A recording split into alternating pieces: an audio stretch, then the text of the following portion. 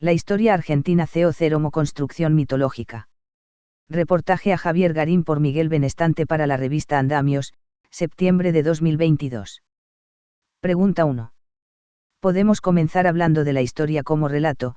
¿Cuánto hay de ficción en esa historia que nos han enseñado en los colegios, la que se ha logrado instalar en la mayoría de las personas que integramos este colectivo llamado Argentina? Respuesta de Javier Garín. Una buena parte es ficción, o mejor dicho, mitología. Pero no solo en la historia que nos enseñan en los colegios, la historia oficial. También en las historias alternativas, los diversos revisionismos. Todas estas construcciones son ideológicas. Muestran una realidad corregida, recortada y orientada hacia la tesis que quieren demostrar los cultores de cada corriente historiográfica, para justificar posiciones políticas posteriores que ellos defienden. La historia liberal clásica, la que podríamos llamar mitrista, es una construcción destinada a fundamentar y consolidar el naciente Estado nacional, republicano, liberal y con predominio porteño. Los cultores del revisionismo nacionalista criticarán esta postura para construir una versión contraria basada en la exaltación de Rosas y el federalismo porteño. Yo considero que la visión más objetiva en el siglo XIX es la de Alberdi, un intelectual federal del interior, que comprende de entrada que el gran conflicto del Río de la Plata es el centralismo porteño, centralismo practicado tanto por los rosistas como por los antirroristas en perjuicio de las provincias y del Paraguay. Alberdi no es un historiador sino un analista y teórico político y económico. Sin embargo, sus tesis son absolutamente brillantes y perspicaces. Partiendo de las historiografías liberal y nacionalista revisionista oligárquica, se desprenden otras corrientes, que van desde el marxismo antiimperialista hasta el nacionalismo popular antioligárquico. Todas son relatos. Relatos que se construyen a partir de los hechos, dándoles determinada orientación, y a veces en contra de los hechos, desfigurándolos u ocultándolos.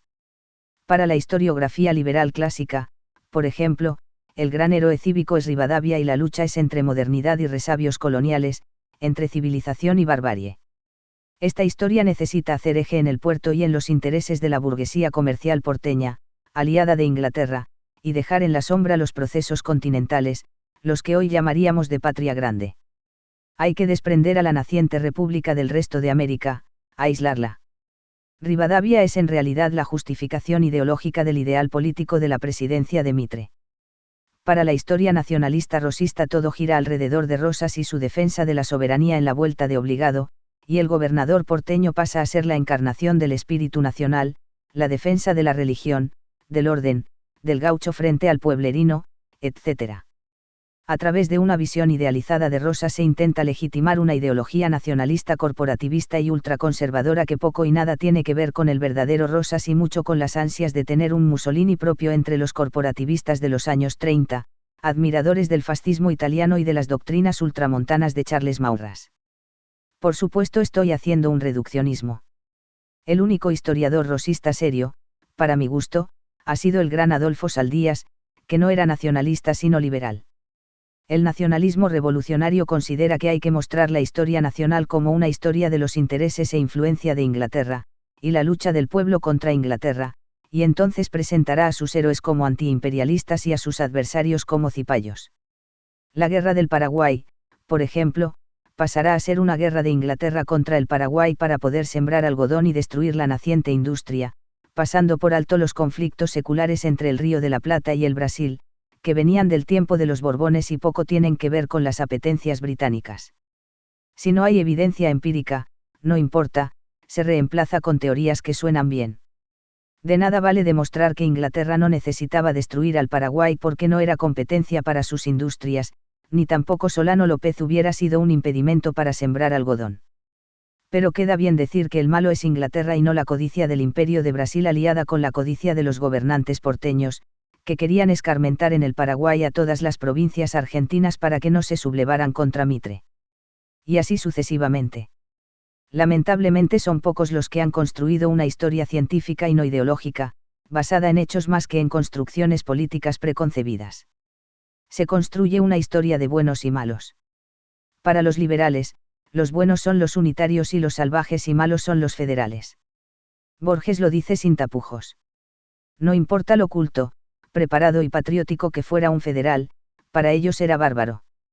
Lo inverso sucede con la visión federal rosista: todos los unitarios son malos y vendepatrias y antipopulares.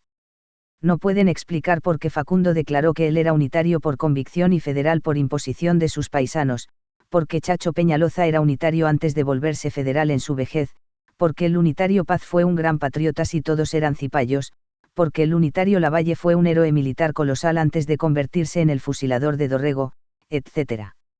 No hay historia de buenos y malos. Buenos y malos hay en los distintos bandos. Así, los liberales ven en San Martín un militar excluyendo o minimizando su pensamiento político. Y los nacionalistas hacen de él un federal, pese a que era monárquico y condenó abierta y expresamente el federalismo como un delirio inspirado por el genio del mal. No sé cómo se las ingenian para convertirlo en federal, es realmente insólito. Así se van construyendo esos mitos absurdos, ideológicos. De pronto Artigas pasa a ser más importante que Belgrano y dicen que la verdadera independencia se declaró en el Congreso Artiguista, del cual nadie tuvo noticias en su época y que careció en absoluto de repercusión política nacional e internacional e influencia real fuera del litoral. El Congreso del Tucumán pasa a ser la declaración de independencia de los malos, a pesar de que tuvo el respaldo de la mayor parte de las provincias y el apoyo político de San Martín, Belgrano, Pueyrredón y Güemes y el reconocimiento de las potencias extranjeras con el correr de los años. Pero queda más simpático y está de moda proclamarse artiguista y decir que el Congreso Artiguista fue más importante que el de Tucumán. Mitología pura, no historia. Pregunta 2. Martín Couan, en el ensayo Narrar a San Martín, propone que entre Mitre, Sarmiento, Gutiérrez y Ricardo Rojas, construyeron el mito sanmartiniano de forma que es casi indestructible. ¿Cómo se le entra a este mito? ¿Qué partes del mismo habría que desmantelar para que podamos conocer a un San Martín más cercano a lo que realmente fue? Respuesta de Javier Garín. El mito mitrista básicamente apunta a dos pilares de la Revolución de Mayo: la espada, San Martín, y la política, Rivadavia. No importa que Rivadavia y San Martín se detestaran y representaran dos proyectos políticos totalmente divergentes. Rivadavia, el proyecto localista de la burguesía comercial porteña, y San Martín, el proyecto continentalista de la logia Lautaro. A la inversa, los revisionistas crearon un San Martín nacionalista, federal y católico que poco tiene que ver con el San Martín real, que era continentalista y no nacionalista estrecho, antifederal, defendía la monarquía constitucional y pertenecía a la masonería desde los tiempos de Cádiz.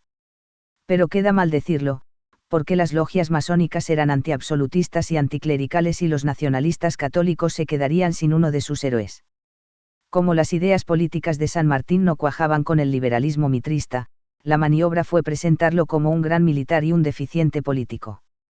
Todo lo que propuso que no gustaba a Mitre pasó a ser fruto de la mala influencia de Monteagudo. El malo, monárquico, jacobino, etc., era Monteagudo, a pesar de que hacía todo lo que San Martín le ordenaba. Los nacionalistas rosistas y federalistas simulan que San Martín nunca defendió la monarquía, ocultan que los caudillos del litoral que se alzaron en el año 20 estaban aliados con José Miguel Carrera, enemigo jurado de San Martín y de O'Higgins, y que tenía planes de regresar a Chile y hacer fusilar a ambos patriotas con apoyo norteamericano. De la misma forma, minimizan las terminantes expresiones de condena de San Martín hacia el federalismo. Para tener una visión un poco más justa con San Martín, hay que aceptarlo con sus ideas y sus contradicciones. Ideas que no coinciden con lo que hoy consideramos políticamente correcto. Contradicciones que no le restan grandeza. San Martín era un gran militar, sí, pero también era un gran político e intervino activamente en la política y el gobierno del Río de la Plata, Chile y Perú a través de su herramienta primordial, la logia Lautaro. Fue con Belgrano uno de los pilares del Congreso de Tucumán. Mediante un acuerdo con Pueyrredón, su socio en la logia Lautaro, logró controlar el gobierno rioplatense durante el Directorio Supremo. Mediante un acuerdo con O'Higgins a través de la logia Lautaro, filial chilena, logró controlar el gobierno de Chile. Recordemos que luego de Chacabuco le ofrecieron el directorio a él, no a O'Higgins, y se negó, para que el gobierno quedara en manos de su socio chileno. En Perú asumió él mismo el protectorado, y logró entrar en Lima mediante rosca política y sin disparar una sola bala. Era un político habilísimo, solo que sus ideas no coincidían con las de Mitre. Como militar y organizador del cruce de los Andes fue estupendo, pero digamos que no era infalible. Cometió un error infantil en Cancha Rayada que casi le cuesta su campaña. Su capacidad de organizador era su mayor virtud. Rojas creó el mito de un San Martín desprendido que cede frente a Bolívar en Guayaquil, por su generoso espíritu, pero esto no es así. Sin duda era un hombre abnegado y carente de ambiciones personales, pero el paso al costado en Perú se debió a la falta de plafond político, ya que Buenos Aires no lo apoyaba, Chile no podía socorrerlo y en Perú su protectorado estaba muy debilitado. Su ministro Monteagudo fue derrocado por un golpe de Estado y ese golpe era también contra él. Desde el pensamiento político podemos definir a San Martín como un cuadro revolucionario antiabsolutista, que se oponía a la monarquía absoluta y a los Borbones, pero que veía con buenos ojos la monarquía constitucional. Era un liberal conservador, liberal en cuanto antiabsolutista, y conservador en cuanto enemigo del desorden. Por eso no quería el federalismo ni las sublevaciones, sino que defendía el espíritu de orden. Sus procedimientos, cuando le tocó gobernar en Perú, no estaban exentos de autoritarismo, de restos de jacobinismo. No tenía inclinaciones religiosas ni estaba a favor de la Iglesia, que en esos momentos era oficialmente antirrevolucionaria. Pregunta 3. ¿Qué objetivos ultranacionales se ven favorecidos con la construcción de un relato histórico como el que se nos impuso desde los estamentos oficiales? ¿A quiénes beneficia de puertas hacia adentro? Respuesta de Javier Garín. La construcción historiográfica del mitrismo está íntimamente asociada con los intereses británicos y de la burguesía porteña. Mitre es continuador de Rivadavia y construye su relato así. Pregunta 4. Historiadores de estos tiempos proponen hablar de padres fundadores de la patria, en vez de un único padre de la patria. ¿Está de acuerdo con este concepto? ¿Quiénes deberían estar en ese primer estante de la historiografía argentina? Respuesta de Javier Garín. Salvo excepciones, las patrias no tienen padres, son construcciones colectivas, pero ocasionalmente encarnan en una figura individual. No es el caso de Argentina. La revolución independentista argentina fue eminentemente colectiva y popular, y tuvo referentes pero no un jefe individual. San Martín, padre de la patria, es un mito enorme. Una simplificación reforzada por las apetencias del partido militar, que quería hacer de un general la figura tutelar del país. Se construyó el mito de que la revolución estaba al borde del fracaso hasta la llegada del militar salvador, San Martín. Todo esto es pura ficción ideológica. El concepto padres fundadores tampoco es correcto, ya que se limita a transpolar una idea que tuvo su origen en Estados Unidos. En Argentina, fueron los pueblos los protagonistas de la liberación, y hubo figuras representativas de las vanguardias revolucionarias que operaron a lo largo y a lo ancho de América. Si queremos mencionar casos individuales, no podemos soslayar a hombres como Castelli, Moreno, Monteagudo, Pueyrredón, Saavedra, el propio Rivadavia, Artigas, Güemes, que aun con sus diferencias jugaron un papel importante en la conducción gubernamental y en la lucha independentista. Pero el más grande de todos fue Manuel Belgrano. Belgrano fue el gestor ideológico de la revolución desde el consulado, uno de sus principales organizadores hasta desembocar en la primera junta y luego en todos los avatares hasta la declaración de independencia, y fue el principal general del país, el que la defendió en los campos de batalla, que organizó la resistencia popular en el norte y que salvó y consolidó la revolución en las dos principales batallas de la Guerra de la Independencia en territorio rioplatense, Tucumán y Salta. La labor de San Martín fue más continental. No participó en la gestación revolucionaria, llegó al país en 1812, cuando ya llevaba años de evolución política el experimento del autogobierno criollo, y dejó el Río de la Plata en 1817 para dirigirse a Chile y Perú. Vale decir que estuvo apenas 5 años participando activamente aquí.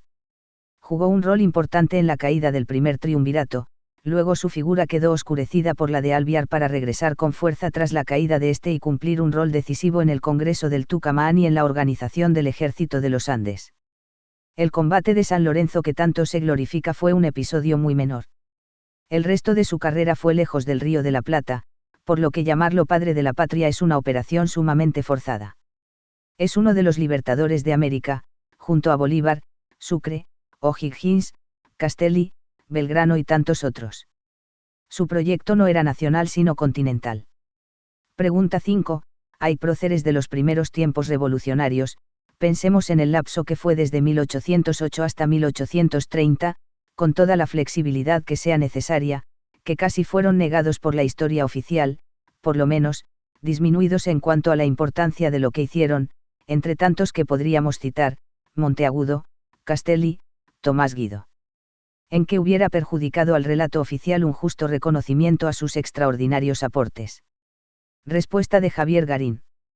No hubiera perjudicado en nada a ningún relato histórico que respete los hechos, pero perjudicaba a la pretensión del partido militar de erigir un padre de la patria militar, general del ejército y salvador de la patria puesta en peligro por los incompetentes civiles, que era el relato que se quería transmitir en la enseñanza escolar desde 1930. Todas esas personas, y Belgrano mismo, no eran militares profesionales.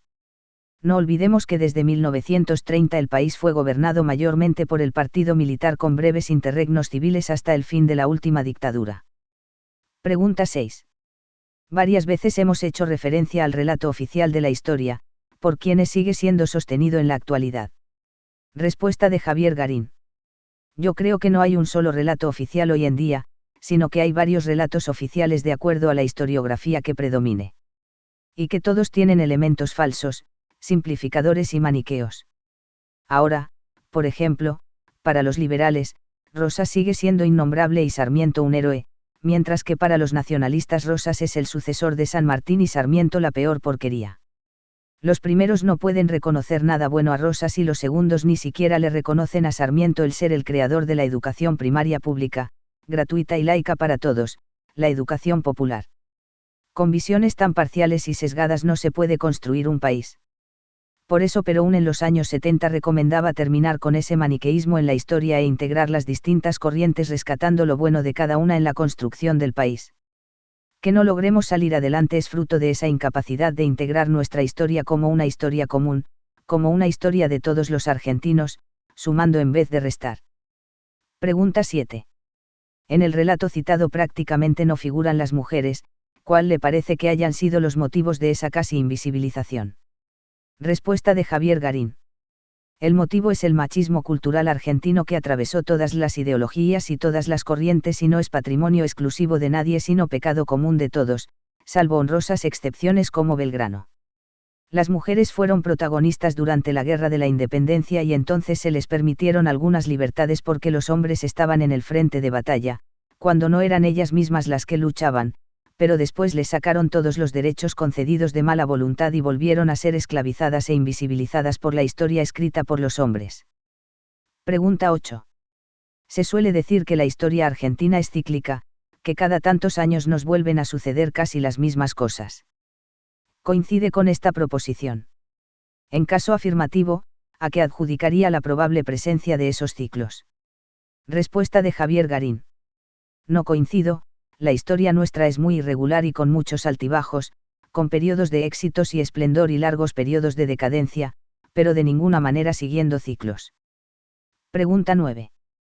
Podríamos pensar que los movimientos revolucionarios en lo que después será Latinoamérica fueron inspirados por padres jesuitas en una especie de guerra o revancha religiosa dentro de la Iglesia. Respuesta de Javier Garín. De eso no me cabe duda y lo digo en mi libro Anticristo. Está poco estudiada la influencia jesuítica en la revolución, pero para mí es indudable. Más que una guerra dentro de la Iglesia, fue una venganza contra los Borbones. Pregunta 10. Sabemos de su preferencia, a nuestro modo de entender justa, por próceres como Monteagudo, Castelli, Belgrano, por lo menos el que no se enseña para nada en los colegios, también de un San Martín casi desconocido. ¿Qué propuestas haría para que estas personalidades y sus pensamientos y acciones sean mejor conocidas por los alumnos? Respuesta de Javier Garín. Estudiarlos sin prejuicios, saliendo del maniqueísmo de buenos y malos. Pregunta 11. En el final, piensa que actualmente estamos viviendo un nuevo, o mejor dicho, una nueva versión, de las tantas que ya se han dado, del encarnizado enfrentamiento entre unitarios y federales. Respuesta de Javier Garín. De ninguna manera. El federalismo fue absolutamente derrotado. Vivimos en un país solo en apariencia federal, pero donde ha triunfado en los hechos el unitarismo. No escuchará a nadie que defienda el unitarismo porque es políticamente incorrecto, todos dicen ser federales, pero es una absoluta mentira. Es un país organizado institucionalmente como si fuera una república federal, pero en los hechos se maneja como un unitarismo porteño en todos los aspectos, económico, cultural, poblacional, etc. Ganaron Rivadavia y Mitre. Perdió Alberdi. 40% de la población del país vive en Buenos Aires y el Gran Buenos Aires y el resto del país está despoblado y subdesarrollado. Hasta en las provincias más remotas, los noticieros pasan noticias, de Buenos Aires. Hay gente que no tiene idea de cómo es nuestro país, y los que pueden viajar muchas veces prefieren irse al exterior. El federalismo es solamente una pose. Construir un federalismo en serio sería el gran desafío.